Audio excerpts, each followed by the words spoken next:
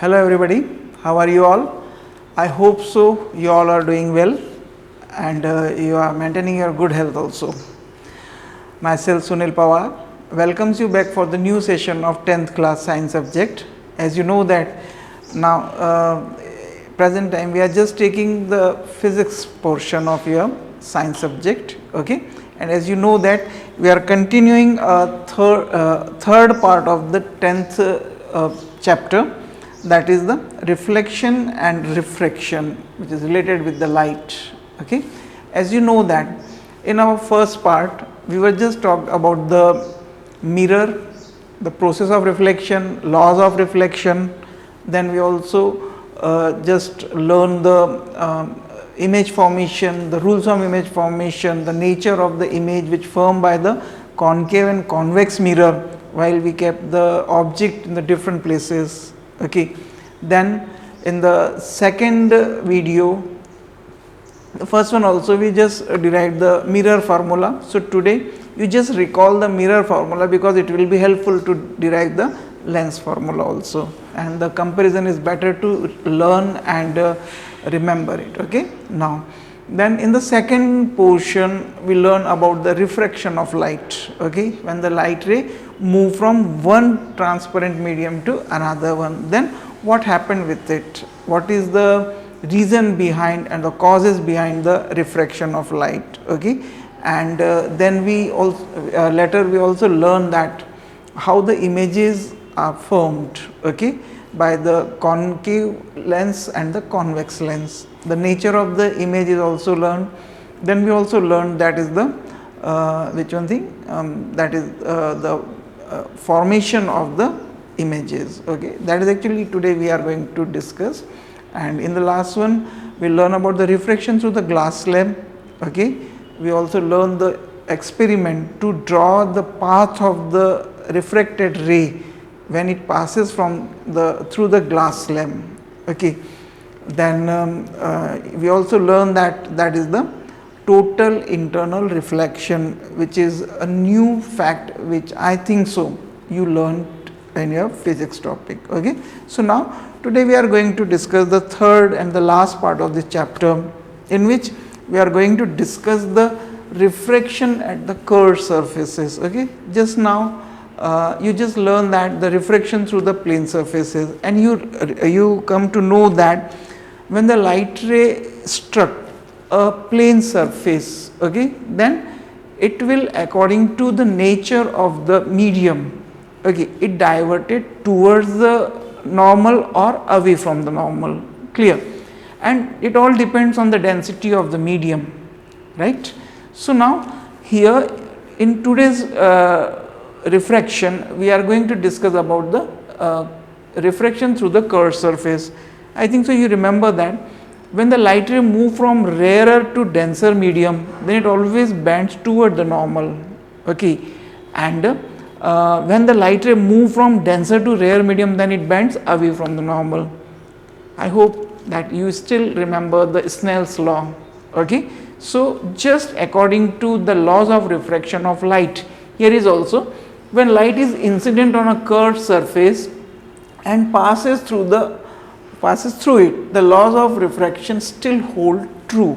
Just like that, when we talk about the refraction of light through the lenses, okay, then still it will show the same phenomenon which we discussed and observed with a plane surface of this transparent medium. Clear? So here when we talk about the curved surface, then it will also follow the same rules and regulation which we discussed with the plane surfaces. Okay. So now here first we are going to discuss these spherical lenses. So what is a spherical lens? Spherical lenses are the lenses formed by binding two spherical transparent surfaces together. Remember, what is the compulsion? The binding of which one thing? The two curved surfaces together, and it must be transparent in nature. Okay. Now what is the second one? The transparent refracting medium bonded by two surfaces in which at least one surface is curved is also called as lens. So it is not compulsion both the two surfaces should be curved in nature. One may be plane, okay, but the second is compulsorily curved in nature. Okay, later we will discuss the types of the lenses, in which in the one case you will learn that the surface is plane in nature. It does not mean that it is not a spherical lens. Clear? So now what is the basic feature? For example, in your day to day life, have you ever observed, if you are having a pure transparent polythene bag, okay, just do one thing, okay, just blow air in it and tie up a knot, and then you will observe that that transparent air bag of polythene, it will act as a lens. Okay.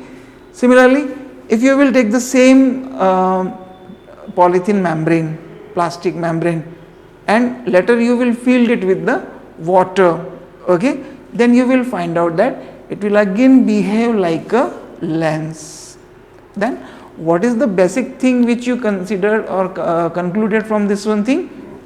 Two curved surfaces should be there, or the two surfaces should be there which is filled with a medium. Okay. So this is called as the lens. Clear? Now then here we are going to discuss the types of the lenses. Actually there are two type of lenses. One is convex lens and second is concave lens. Okay. And on the basis of the nature of these two lenses, it is converging as well as diverging. Okay. So this convex lens is also considered as the converging lens, and the concave lenses are also considered as the diverging lens. Okay. So just try to learn the concept of the convex and the concave lens. Clear? So the spherical lenses formed by binding two spherical surfaces, okay, bulging outward, are known as convex. What is the compulsion?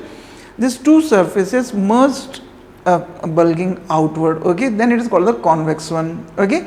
And a convex lens is thicker in the middle and thinner at the edges. If you observe all these four type in nature, then what do you observe? In the middle it is thickest one, and when it goes towards the periphery or at the corners, then it become thinner and become pointed in nature. Okay. So on the basis of the two spherical surfaces of the lens, which one? Converging. And why we call it the converging? When the parallel beam of light is passes through this lens, then after refraction they appears to be collected on one point, then we call it the converging. Okay. Now so here, if both these two surfaces are convex in nature, that is called as simple convex lens. Clear? And it is quite greater in nature than the double biconvex lens. Okay. And here, if one surface is plane and second surface is convex, that is called as plano-convex lens. Clear? And in this one, the inner surface is concave and the outer one is the convex one, then it is called as concave convex lens. Okay. So remember, these are basically three type in nature: double convex, plano-convex and concave convex. Okay. So these are the basic one.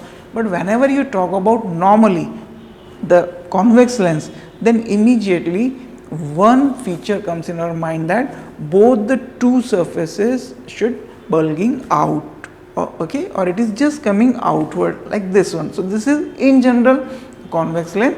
And what is the special feature of this one thing? It is converging in nature. What is the meaning of converging? When the light ray transpasses through this one as a parallel beam of light, then it will appears to converging on one point. That's why it is called as the converging lens. Okay.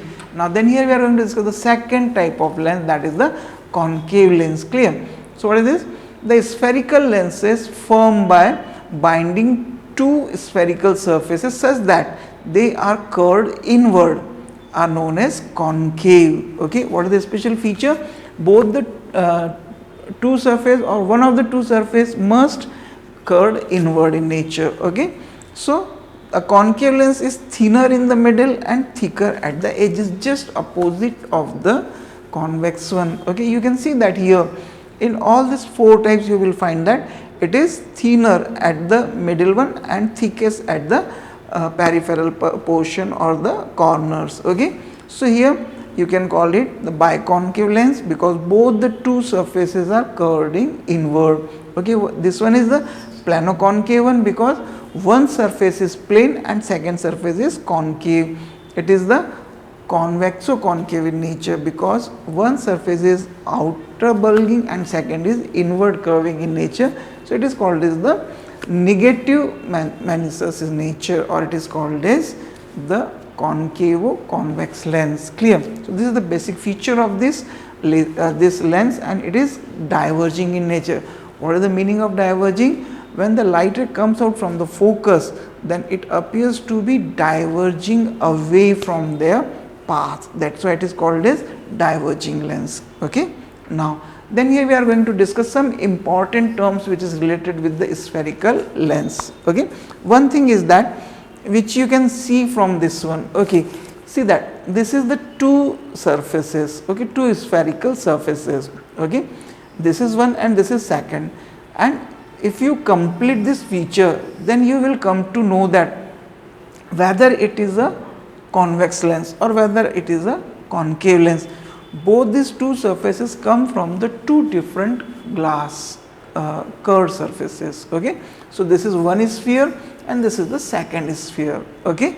And when you join the point of these two center of curvature of this spherical balls, then it will form its central or principal axis. Clear? So, this is the one sphere, this is the second sphere. Similarly, if you observe this concave lens, then you can see that this one surface and this is the second surface.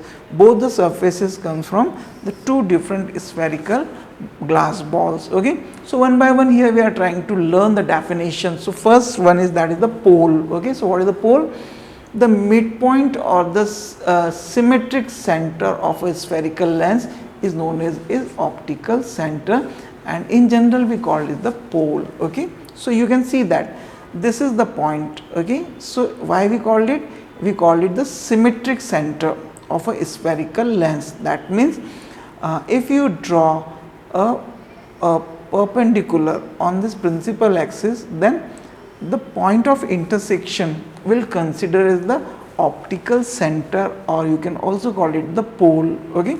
And remember, one most important feature about this optical center is that when the light ray will passes through this optical center, it will never deviate. There is no any change in the path of the light ray. It will just transpass in the straight way without any deviation. Okay.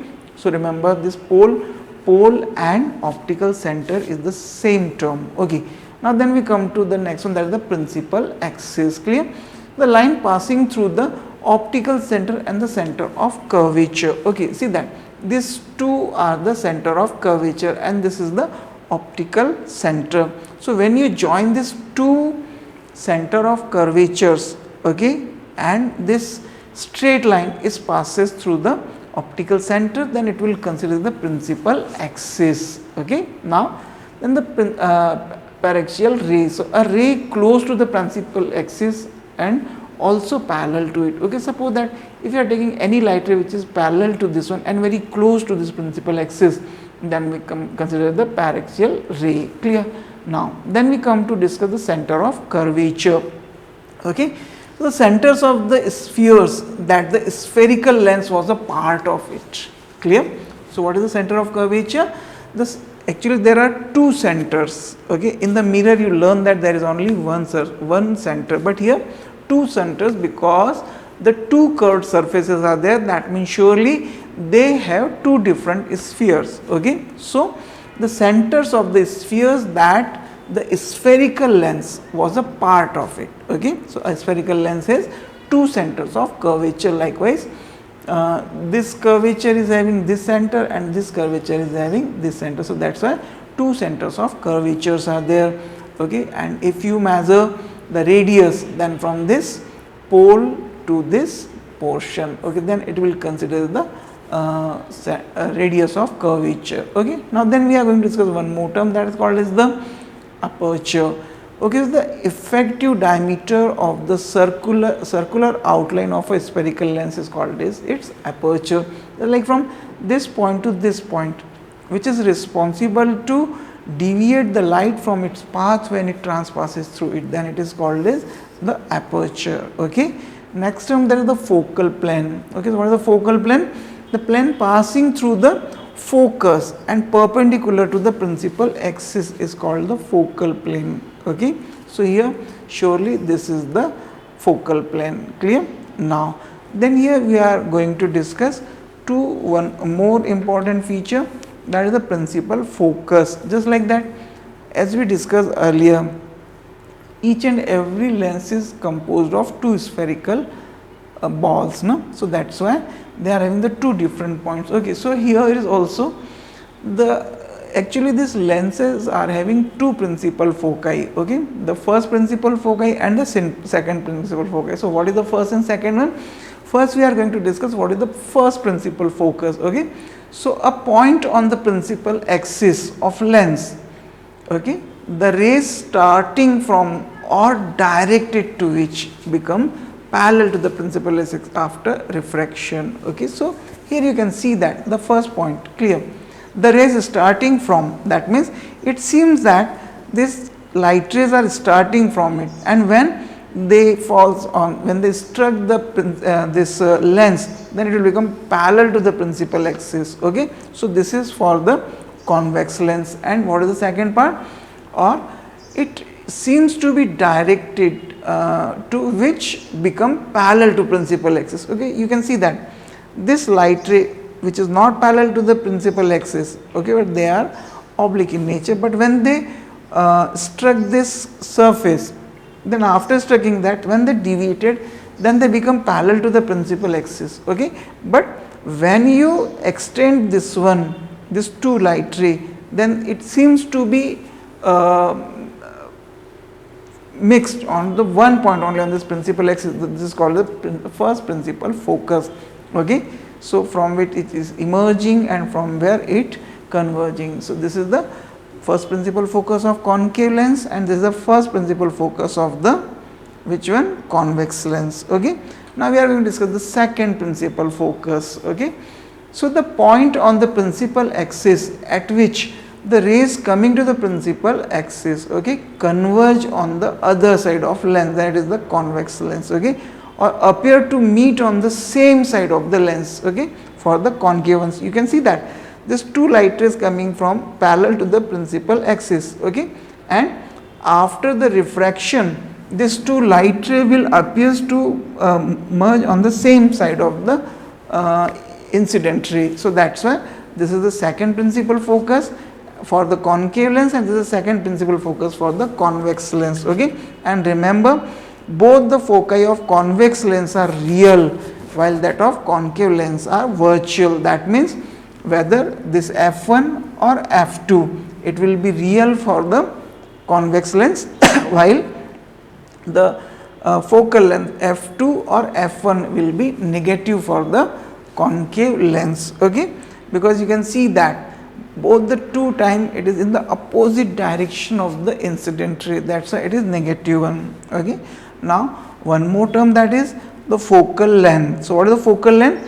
The distance between the optical center and the focus. Remember, whenever we are taking the focal length of a lens, okay, then always start from the optical center. Okay. From optical center to focus, whether it is f1 or f2, it does not matter. Okay. That is called as focal length. Okay. And just like the mirror, it is also half of this one now. Then here we are going to learn about the rules of the image formation by the lens. Okay. So, few facts we should remember when we are going to draw the diagram, okay, or when you are going to form the image. Okay. So, what is the first one?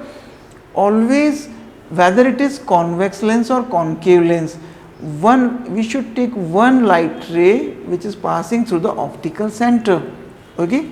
Then what you will observe, whether it is convex or concave, if this light ray is passing through the optical center, then without deviation it just transpasses in the straight way, without deviation from its path, it going straight in nature.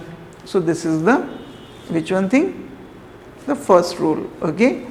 The light ray which passes through the optical center will always be straight in nature, there is no deviation. Okay.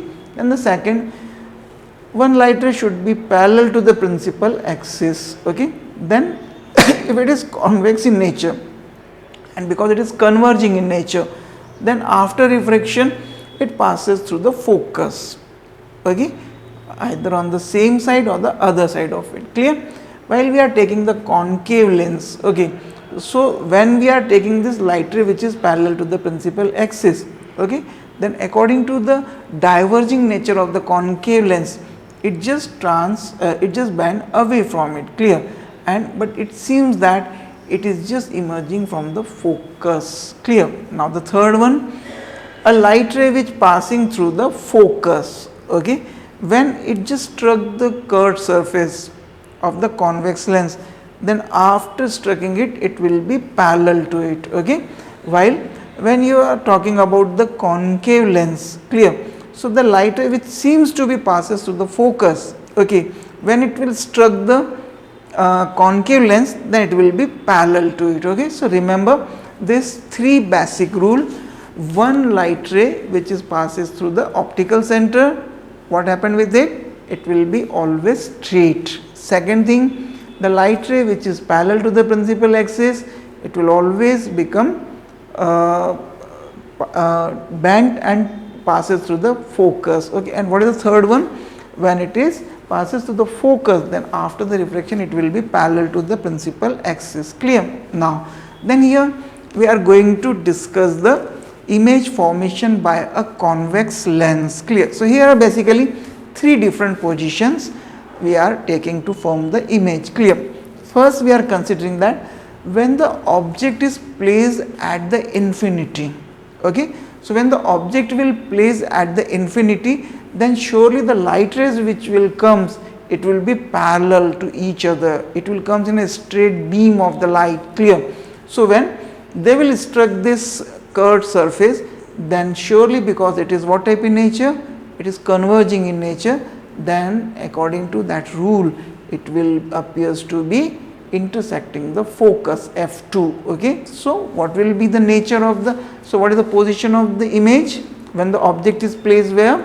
At the infinity, the image will be pointed, it will be inverted, okay. And what is the next one thing? It will form on the focus, okay. And whether it is real or virtual, it will be real because we can obtain it on a screen. Clear? Now then here we are taking the next example, okay. What is the second one? When the object is placed behind the center but at a fixed distance. Clear? Then you will observe that by taking the two light ray, one which is parallel to the principal axis and second which passes through the optical center, okay.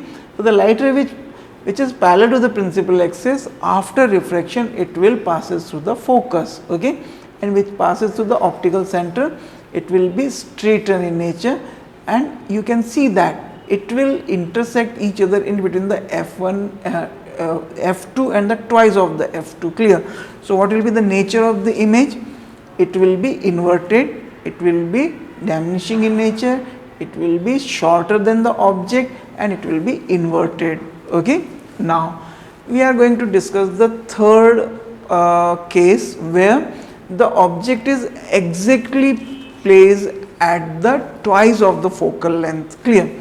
So when we kept this object at the twice of the focal length, then just by taking the same one light ray which is parallel to the principal axis, second light ray which passes through the optical center, then it will form the image exactly at the twice of the focus, okay. So here if you observe that, then what is the nature of the object? It will be real, okay. Why? Because it is forming by the intersection of the refracted rays. Second thing, it is inverted, okay. And third one thing, it is equal in the size of the object one, okay. Now next example we are taking when the object is placed between the focus and the twice of the focus. Clear? So when the object is placed here, again we are taking the two light ray, and when it will form the image by the intersection of these two refracted ray, then you can see that the image is shifted behind the twice of the focal length, okay. So here you can see that What is the nature of the image? It is real. Okay, why it is real? Because it formed by the intersection of the two refracted ray. Second thing, it is inverted, and third thing, it is larger or bigger than the object. Clear? So this way you can see that these four images will form by this one. Okay, now we are going to discuss the next example when the object is exactly placed on the focus. Okay, so you will observe that after the refraction of these two light ray will be parallel to each other, and you cannot be obtain it on the screen, but it will form at the infinity. Okay, so it will be diminishing in nature. Now the last one. So here you can see that when the object is placed, okay, where you can see that in between the focus and the optical center. Clear? When the object is placed between the focus and optical center, then this light ray after the refraction they will diverge away. Clear? By diverging you cannot obtain it here, so you have to extend it backside. So when we are extending it backside, then you can see that they will intersect each other behind the twice of the focus. Okay, so that's why what will be the nature of the image? You can see that it is above the principal axis, so it will be erect in nature, it will be virtual in nature, and surely this image of the object will be greater than the size of the object. Clear? And you know that this property of this image formation in this case is used when we are using the magnifying lens. Okay, now so this is the last case of image formation by the convex lens. Okay, these are the 6 cases when the object is placed at the different one. Okay, now so here we are going to discuss the image formation by the concave lens. Clear? Only 2 cases are there. When the object is placed at infinity, okay, when the object is placed at infinity, then the image will form at the f1. Okay, okay, what will be the nature? It will be virtual because it is exactly in the direction of the object. Second thing, it will be very diminishing, very pointed in nature. Okay, and third one, that is it is erect in nature. Okay, now in the second case, except then the infinity, if you bring it close anywhere, then always the image will form between the focus and the optical center. It will be erect, smaller than the object, and always virtual in nature. Okay, so this is only the 2 cases when the concave mirror will form the image. Clear? So this is the image formation by the spherical lenses, either convex or concave. Okay, so remember this one thing, it is one of the important question from your examination point of view. Clear? Now here we are going to discuss about the lens formula. Clear? So what is the lens formula? The lens formula gives actually the relationship between the distance of the object, distance of the image, and distance of the focus. Simply you can see that the relation between the u, v and f is called as lens formula. Okay, and what is the lens formula? 1 upon f is equal to 1 upon v minus 1 upon u. You remember what was the mirror formula? On the place of minus there was positive sign. Okay, now so just for this one thing, we have to draw the image formation by the convex lens when the object is placed at the definite distance behind the twice of the focus. Okay, then you know that. Clear? So here if you want to take the which one thing, distance of the object, then from optical center to the object. Clear? So this is O and this is B. Clear? So this OB will be the which one thing, distance of the object, and distance of the object is shown by U. What about the sign convention? It will be positive or negative? It will be negative. Remember what are the features about the sign convention in the mirror? The same is here also. As you know that in the mirror formula, or exactly about the mirror, what we talk about the sign convention, any distance which we will take in the direction of the light ray will always be positive, and in the opposite direction of light ray then it will be negative. Okay. So, here is also we are taking this distance from O to B, that is the distance of the object, it will be negative. Okay. Then the distance of focus, okay, it will be positive. The distance of the image, it will be also positive because it is in the direction of the image. Okay. So, F is positive, V is positive, but U is negative. Remember this one thing. Now, just consider the same diagram. So, here we are taking these two triangles, okay, BAO, okay, and second is B dash A dash O, and these two triangles are similar. Okay. So, that is why here we are taking AB upon A dash B dash, okay, and second is BO is upon OB dash. Okay. So, this is your equation first which we obtained, clear.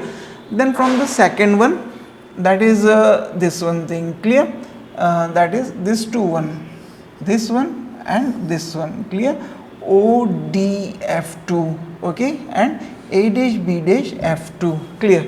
If we are taking this one thing, that is OD upon A dash B dash, clear, this one thing. Okay. So, here we are having this equation. So, just you can see that this 2 1, okay, is the parallel as well perpendicular on the same axis. So, that is why AB is equal to OD. Okay. You can see that this OD and AB is equal. So, that is why, and this A dash B dash is common as a denominator. So, this equation can be transformed in the form of AB upon A dash B dash is equal to OF2 upon OB dash minus OF2, clear. So, this is a basic feature, and this way just by placing this value OF2, okay, which one thing, this is the OF, the focal length. So, here we place the F OB dash, this OB dash, this is the distance of the image, that is why it is V, okay, and that is the OF2, that is the focal length. So, this way you will get this one, okay, and you know that this is the AB, so this is the U, okay, and A dash B dash, that is the V, clear. So, here you can get this formula, minus U upon V is equal to F upon V minus F. Just by cross multiplication you will get minus UV plus UF is equal to VF, clear. And when we divide both the two sides by UVF, just like that mirror formula,